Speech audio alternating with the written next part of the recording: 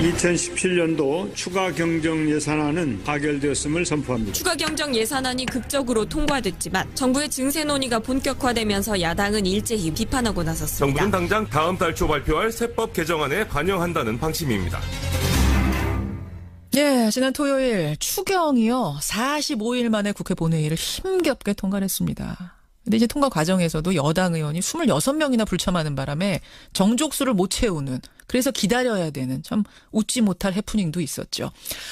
어쨌든 힘겹게 추경이 통과되자마자 다음 타자, 다음 이슈가 떠올랐습니다. 바로 증세, 부자 증세입니다. 여당은 대기업하고 고소득자에게 증세를 하겠다는 입장인데 자유한국당은 이게 뭐 세금 폭탄 공화국이냐 강력하게 반대하고 나섰습니다. 이렇게 되면은 추경 때 그랬듯이 또 국민의당하고 바른정당 입장이 중요해지죠. 그래서 초대했습니다. 바른정당 이해운 대표 만나보지요. 이해운 대표님 안녕하세요. 네, 안녕하세요. 우선 추경 얘기 좀 해볼게요. 네네. 금요일 밤까지 여야가 정말 가까스로 합의를 이뤄내고 네. 다음 날 오전에 이제 투표만 하면 된다 했는데 이게 웬일입니까? 정족수가 미달이 되는 바람에 표결을 바로 못했어요. 네. 어디 가신 거예요, 다들? 뭐 외국 가지 않았나 하는 생각이 드는데요. 외국 간 분들이 아마 제일 많을 것이고 그다음에 국내에 있었던 분들도 있을 것 같아요. 여당인 민주당의 경우는 그렇게 많이 독려하고 예. 오지 않으면은 큰일 난다라는 걸 모두 다 알고 있는 상황에서 오지 못했다면 국내에 있는 분들보다는 외국에 있는 분들이 많지 않았을까 그렇게 생각이 됩니다. 이미 뭐 어디 갔는지 밝혀진 것도 보면 주로 외국 애들 많이 갔던 거. 외국에 계시는 분들이 많았어요. 예.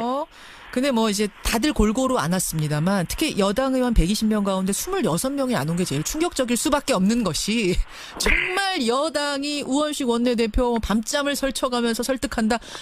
이렇게까지 해서 여기까지 이끌어낸 건데 합의까지. 네. 근데 26분 중에 뭐 한 13명 가량은 이유가 있는 출장이었다 그럽니다. 해외 출장. 근데 다른 분들은 어디 좀 뭐 하셨던 건가? 이게 당원들 사이에서도 굉장히 질타가 지금 심하더라고요. 네. 그래서 이게 좀 답답한 생각이 들었어요. 왜냐하면 이제 출장이라는 게 있다 하더라도 지금 그거보다 어떻게 보면 추경이 더 우선순위가 돼야 되는 여당 입장에서는 그런 상황이라고 저희들은 보거든요. 예. 왜냐하면 추경이 뭐 민생을 살린다. 그런데 이 민생이 야당의 반대 때문에 올스톱이 돼 있다. 지금까지 계속 그렇게 말씀해 오신 상황에서 정작 야당이 합의를 해서 추경을 통과시키려고 했는데 여당이 정족수를 못 맞춰서 통과가 못됐다. 이거는 참 국민 앞에 말씀드리기 어려울 상황 같아요. 예, 이혜훈 대표님 지금 말씀하고 계시는 중에 전화가 음질이 깨끗하지가 않은 것 같아요. 오늘 아침에. 어떻습니까 지금은? 아이고 갑자기 깨끗해졌네요. 네네네. 애초에 이 전화로 하셨어야 될 걸. 네. 지금 아주 좋습니다. 네, 근데 이제 또 그거보다 저는 또 자유한국당도 굉장히 문제가 심각하다고 생각하는데요. 자유한국당. 분명히 그 전날. 예. 그러니까 금요일 저녁이죠. 예. 금요일 저녁에 저희들이 국회의장님 주재로 모여서 얘기를 할 때 사실 제가 그 자리에 있었습니다. 예. 근데 이제 우원식 원내대표가 계속 얘기를 했어요. 내일 되면 해외로 가는 사람들이 있고 출장을 떠나야 되는 사람들이 있기 때문에 오늘 지금 통과시켜야 된다 오늘. 그렇게 계속 얘기를 하면서 오늘 통과시켜 줄 것을 굉장히 읍소를 했는데 자유한국당이 뭐라 그랬냐면 이거 몇 시간 만에 무슨 그렇게 큰 차이가 있냐. 우리 의원들이 그래도 뭐 아침에 하는 게 좋으니까 왜냐하면 새벽에 하는 것보다 아침에 하는 게 좋으니까 해달라. 그리고 아침에 하게 되면 반드시 본회의에서 추경이 처리될 수 있도록 반드시 그거는 확실하게 보장하겠다. 그러니까 걱정 말고 아침에 하자. 토요일 아침에 이렇게 미룬 거예요. 그러면서 뭐라 그러냐면 이제 찬성을 하든 반대를 하든 회의에 들어가서 본인들의 입장을 밝히는 것은 그건 우리한테 맡겨주지만 반드시 회의가 성립될 수 있도록 그럼 반드시 보장한다. 이렇게 계속 얘기를 했기 때문에 우원식 원내대표가 그 자유한국당의 말을 믿은 것 같아요. 그런데 안 온 거군요. 자유한국당. 그런데 그래놓고는 자유한국당은 회의에는 들어와가지고 거의 전원이 회의에 들어왔었습니다.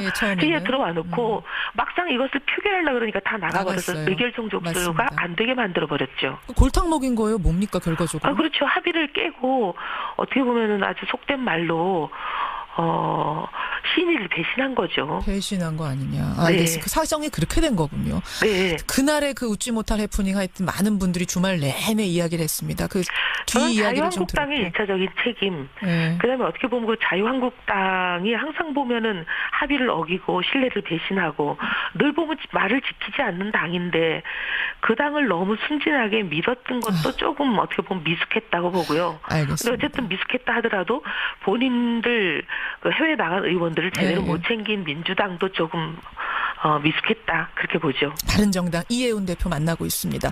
그나저나 우여곡절 끝에 어쨌든 추경이 지나가고 나니까 증세가 논란인데 우선 부자 증세라는 이 방향에 동의하십니까? 그렇게 말씀드리기는 굉장히 칼로 두부 자르듯이 말씀드리기는 어렵고요. 저희는 중복지라는 것을 선택을 하면 복지의 수준을 선택하면 부담의 수준은 그냥 자동 결정되는 것이다. 이건 당연한 얘기잖아요. 아니 복지를 많이 하겠다고 하면서 부담이 적은 그런 것은 일단 현실적으로 불가능합니다. 그래서 고부담 고복지 저부담 이런 거 불가능하고요. 고복지를 하려면 고부담이라 해야 되는 거고 중복지를 하려면 중부담이라 해야 되는 건 이거는 그냥 필연적으로 따라오는 겁니다. 그래서 복지의 수준을 국민들께 양해를 얻고 나면 결정이 되면 그건 부담 수준은 그냥 자동 결정이 되는 거예요. 왜냐 그 돈을 어디서 만들 거냐 하는 것은 방법이 없으니까요.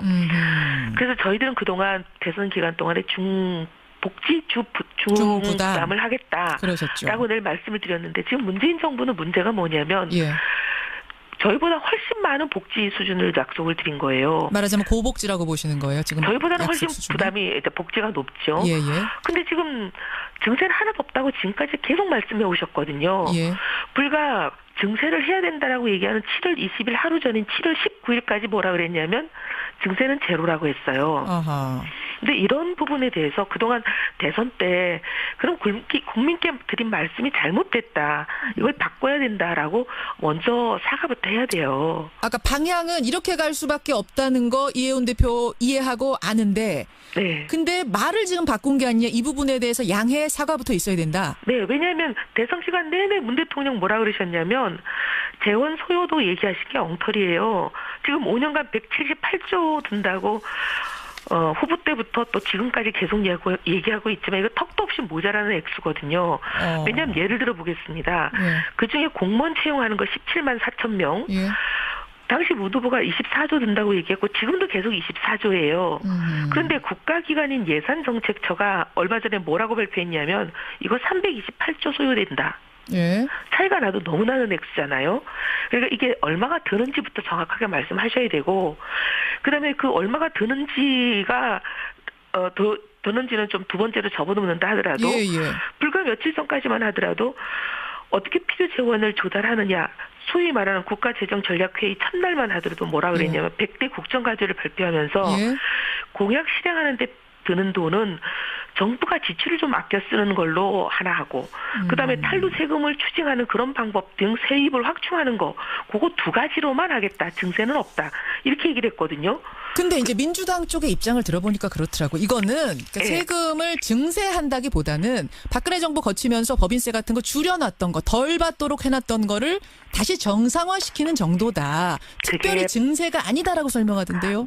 왜냐하면 박근혜 정부 때 담배세를 올려놓고 이거는 세율이 일률적으로 오른 것이 아니기 때문에 이거는 증세가 아니다라고 국민한테 혹세무민하는 거랑 똑같습니다. 혹세무민하는 거다까지. 똑같은 거죠. 왜 그게 증세가 아닙니까? 증세라고 하는 거는 뭐냐면요. 모든 사람에게 부담이 일률적으로 올라가는 세율이 올라가는 걸 우리가 증세라고 얘기합니다. 지금 근데 법인세 증세하는 건데 왜 그게 정세가 어쨌든 증세는 증세다. 그러면 다 모든 서민에게 적용되는 게 아니라 연소득 5억 원 이상 그리고 기업들도 다 법인세 올리는 게 아니라 연소득 2천억 이상인 경우만 올린다. 이거는 뭐 굉장히 일부기 때문에 괜찮지 않느냐. 부담 덜하지 않느냐. 어떻게 보세요? 세율 인상이기 때문에 증세죠. 그때 박근혜 정부가 세율 인상이 아니기 때문에 증세가 아니라고 그랬을 때 민주당이 얼마나 비판했습니까? 세금 부담이 오르는데 왜 증세가 아니냐고. 근데 그렇게 내로남불 하면 안 되죠. 이건 분명히 증세 맞고요. 증세를 하려면 그동안 공약에 필요한 돈 드는 거 너무 작게 얘기했던 않고 잘못됐다, 죄송하다. 그다음에 할 수 없이 증세를 해야 되겠는데 얼마 전까지 증세 없이 가능하다고 했다가 마치 자기들이 입장을 바꾸려니까 그 얼마나 이제 국민들 보기에 입장이 참 뭐라 그래야 될까요? 면이 안 서죠. 그러니 이제 갑자기 정부가 얘기하는 게 아니라 여당 대표 또는 여당 출신 대표. 장관이 건의하는 형식을 빌려서 하는 거 이런 것도 굉장히 궁색해요. 그냥 솔직하게 대통령이 국민 앞에 이 정도 복지를 하려면 부담이 이렇게밖에 될 수가 없습니다. 솔직하게 말씀하시고 양해를 구해야 돼요. 알겠습니다. 그럼 이혜훈 대표님, 만약 그렇게 좀 양해를 구하고 국민들 동의 얻어서 증세하겠다, 부자 증세하겠다 하면 거기에는 동의하신다는 거죠? 그 전에 또 하셔야 될 일이 있습니다. 지금 보면 소위 말하는 이제 어떻게 세금 특히 말하면 이제 국가 정부 지출 있잖아요. 이게 낭비도 많고 중복도 많고 굉장히 문제 많은 거 국민들 다 알고 있는데 이걸 얼마만큼 해가지고 줄일 것인가 이거부터 먼저 하셔야지 왜 세금부터 올립니까? 그것도 뭐 하겠다고 얘기는 이미 하지 않았습니까? 하고 있겠죠. 하겠다가 아니라 구체적으로 뭘 어떻게 하겠다를 말씀하셔야죠. 구체적인 방안을 내놔라. 박근혜 정부도 당선되기 전부터 4년 내내 하겠다는 말만 했어요. 안 했잖아요. 구체적 이게 굉장히 어려운 방안. 부분이니까 구체적으로 뭘 어떻게 하겠다는 국민들이 믿을 수 있는 얘기를 내놔야 됩니다. 자, 그러면 마지막으로 짧게 하나만. 자, 방향은 증세가 맞다. 그러면 부자 증세. 지금 말한 5억 원, 2천억 원 요 정도 범위면 되겠습니까? 아니면 이것도 좀 더 확대해야 된다고 보세요? 정말 그렇게 말씀드리면 굉장히 그렇게 물어보시면 할 말이 많은데요. 그게 아니라요. 예를 들면 지금 법인세부터 얘기하는 것도 굉장히 솔직하지 못한 겁니다. 왜냐하면 법인세가 조세정이 가장 적기 때문에 표를 의식하는 정치인들이 항상 법인세만 타겟으로 하는데요. 그렇게 얘기하는 것도 굉장히 이거는 정직하지 못한 거고요. 이 전체적으로 얼마만큼 든다라는 것을 정하고 나면 어떤 세금을 어떤 순위로 얼마만큼씩 올릴 거니까 전체적인 이거 로드맵을 내놔야죠. 법인세만 올려서 해결이 됩니까? 아닙니다. 그렇지 않습니다. 지금 범위도 적절하지 않다고 보시는 거군요. 그러면. 그리고 법인세의 경우도 보면요. 이렇게 세율을 최고 세율을 올리는 게 중요한 게 아니라 그거보다 더 중요한 것은요. 그동안 온갖 감면이 굉장히 복잡하고 불필요하게 많아가지고 실제 이거를 적용하고 나면 실제 내는 세율, 실효 세율이라고 하지 않습니까? 이게 50억짜리 중소기업이 내는 세율보다 5천억이 넘는 재벌 대기업이 내는 세율이 훨씬 낮습니다. 알겠습니다. 이혜훈 대표님. 고쳐야 됩니다. 지금 이게 말씀을 나누다 보니까 이게 굉장히 복잡한 문제로 들어가게 됩니다. 일단 바른정당의 방향이 뭔지 입장이 뭔지 오늘은 확인하는 것으로 하고 다시 한번 구체적인 얘기 나누기 위해서 모시겠습니다. 오늘 고맙습니다. 감사합니다. 바른정당 이혜훈 대표였습니다. 합의를 어기고 신뢰를 배신하고 늘 보면 말을 지키지 않는 당인데 그 당을 너무 순진하게 믿었던 것도 조금 어떻게 보면 미숙했다고 보고요. 알겠습니다. 근데 어쨌든 미숙했다 하더라도 본인들 해외 나간 의원들을 제대로 못 챙긴 민주당도 조금 미숙했다 그렇게 보죠. 바른정당 이혜훈 대표 만나고 있습니다. 그나저나 우여곡절 끝에 어쨌든 추경이 지나가고 나니까 증세가 논란인데 우선 부자 증세라는 이 방향에 동의하십니까? 그렇게 말씀드리기는 굉장히 칼로 두부 자르듯이 말씀드리기는 어렵고요. 저희는 중복지라는 것을 선택을 하면 복지의 수준을 선택하면 부담의 수준은 그냥 자동 결정되는 것이다. 이건 당연한 얘기잖아요. 아니 복지를 많이 하겠다고 하면서 부담이 적은 그런 것은 일단 현실적으로 불가능합니다. 그래서 고부담 고복지 저부담 이런 거 불가능하고요. 고복지를 하려면 고부담이라 해야 되는 거고 중복지를 하려면 중부담이라 해야 되는 건 이거는 그냥 필연적으로 따라오는 겁니다. 그래서 복지의 수준을 국민들께 양해를 얻고 나면 결정이 되면 그건 부담 수준은 그냥 자동 결정이 되는 거예요. 왜냐 그 돈은 어디서 2017년도 추가 경정 예산안은 가결되었음을 선포합니다. 추가 경정 예산안이 극적으로 통과됐지만 정부의 증세 논의가 본격화되면서 야당은 일제히 비판하고 나섰습니다. 정부는 당장 다음 달 초 발표할 세법 개정안에 반영한다는 방침입니다. 지난 토요일 추경이요. 45일 만에 국회 본회의를 힘겹게 통과했습니다. 근데 이제 통과 과정에서도 여당 의원이 26명이나 불참하는 바람에 정족수를 못 채우는 그래서 기다려야 되는 참 웃지 못할 해프닝도 있었죠.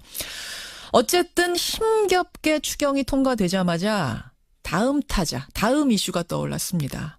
바로 증세, 부자 증세입니다. 여당은 대기업하고 고소득자에게 증세를 하겠다는 입장인데 자유한국당은 이게 뭐 세금 폭탄 공화국이냐 강력하게 반대하고 나섰습니다. 이렇게 되면은 추경 때 그랬듯이 또 국민의당하고 바른정당 입장이 중요해지죠. 그래서 초대했습니다. 바른정당 이해운 대표 만나보지요. 이해운 대표님 안녕하세요. 네, 안녕하세요. 우선 추경 얘기 좀 해볼게요. 네네. 금요일 밤까지 여야가 정말 가까스로 합의를 이뤄내고 네. 다음 날 오전에 이제 투표만 하면 된다 했는데. 아이고 몇 시간 만에 무슨 그렇게 큰 차이가 있냐. 우리 의원들이 그래도 뭐 아침에 하는 게 좋으니까 왜냐하면 새벽에 하는 것보다 아침에 하는 게 좋으니까 예. 해달라. 그리고 아침에 하게 되면 예. 반드시 본회의에서 추경이 처리될 수 있도록 반드시 그거는 확실하게 보장하겠다. 그러니까 걱정 말고 아침에 하자 토요일 하자. 아침에 네. 이렇게 미룬 거예요. 그러면서 뭐라 그러냐면 이제 찬성을 하든 반대를 하든 회의에 들어가서 본인들의 입장을 밝히는 것은 그건 우리한테 맡겨주지만 예. 반드시 회의가 성립될 수 있도록 그럼 반드시 보장한다 이렇게 계속 얘기를 했기 때문에 우원식 원내대표가 그 자유한국당의 말을 믿은 것 같아요. 그런데 안 온 거군요. 자유한국당. 그런데 그래놓고는 자유한국당은 회의에는 들어와가지고 예. 거의 전원이 회의에 들어왔었습니다. 예, 처음에는. 회의에 들어와 놓고 막상 이것을 표결하려고 그러니까 다 나가버려서 나갔어요. 의결정 족수가 맞습니다. 안 되게 만들어버렸죠. 골탕 먹인 거예요? 뭡니까 결과적으로? 그렇죠. 합의를 깨고 어떻게 보면은 아주 속된 말로 신의를 배신한 거죠. 배신한 거 아니냐. 네. 알겠습니다. 그 사정이 그렇게 된 거군요. 네. 그날의 그 웃지 못할 해프닝 하여튼 많은 분들이 주말 내내 이야기를 했습니다. 그 저는 뒤 이야기를 좀 들었고. 자유한국당의 일차적인 책임. 예. 그다음에 어떻게 보면 그 자유한국당이 항상 보면은 합의가 돼야 되는 여당 입장에서는 그런 상황이라고 저희들은 보거든요. 예.